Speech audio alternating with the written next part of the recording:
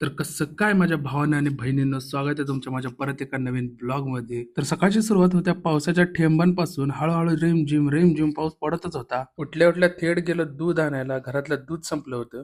नंतर निघालो जॉबसाठी. पाऊस काय थांबायचं नावच घेत नव्हतं. असं वाटत होतं की आज काय दिवसभर पाऊस सुट्टी देणार नाही. कसं करून पोहोचलो फायनली मी जॉबवर. जॉबवर पोहोचल्यानंतर शेवटी सासरवाडीत कोण आलं नव्हतं म्हणून सासरवाडीच्या घराची किल्ली काढून घेतली आणि फायनली एंटर केलं माझ्या सासरवाडीत. लाईट बंद होते म्हणून सगळे लाईट वगैरे चालू करून घेतली.